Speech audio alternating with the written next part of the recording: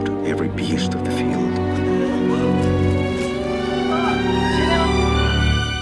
The Nun is a story in which we investigate the origins of this demonic entity that will eventually be responsible for haunting the Warrens and entering into their lives and you know, ending up in The Conjuring too. If the audience is watching it is open to a new type of Conjuring universe movie, they will go on a journey with the characters and hopefully be drawn into this story, this investigation that gets progressively more and more intense and more scary, and also ties in with the Conjuring universe. But hopefully, you know, I wanted to make something fresh and original and unexpected, so that, like good horror, you don't know what's about to happen around the next corner.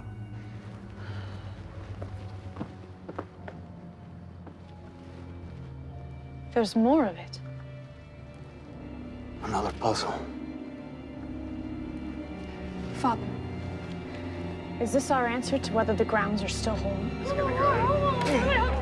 When we first meet Sister Irene, she is a young woman who is a novitiate in the church. She's on the path to becoming a nun. And that's not an easy accomplishment to try and achieve. It takes a lot of effort and energy, and it's a continuous struggle for self-perfection. So there's this young woman who doesn't think she's perfect on a journey to reach a place where she is supposed to be perfect. The Nun, for me, has a very different look to the whole film, and even down to the medieval sort of horror setting in Eastern European during the 1950s. And so not only does it take place in a creepy abbey convent, you know, in Eastern Europe, but also the time period on that. And so I don't think I've seen like a mainstream medieval horror, and I don't know why. That is so exciting. It's almost like classic Italian horror film that I haven't seen in a long time. You don't actually do the gun shot, or you go off there, he go off his action, so you're more like coming in wherever you can. And I don't do the... yeah.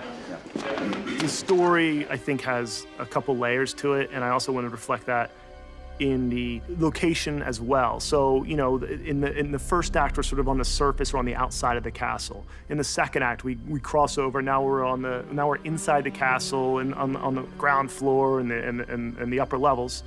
And then in the third act, we start to go deeper into the castle and underneath it as we start to get into the real grit and grime of not just the story, but also the castle. So those are the things I was sort of thinking about when I sort of plotted out and structured the movie.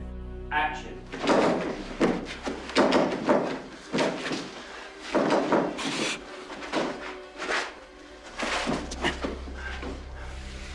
Damien.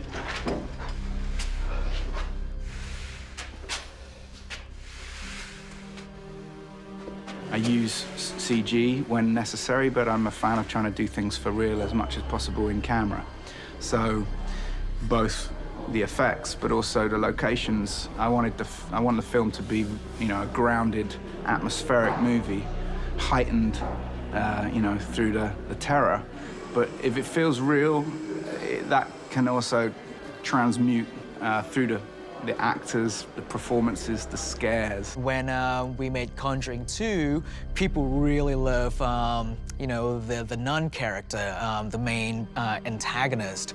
And so it became, you know, felt like a natural thing to do was kind of expand on her story, where she came from, you know, find out a little bit about her origin and where her character would ultimately go.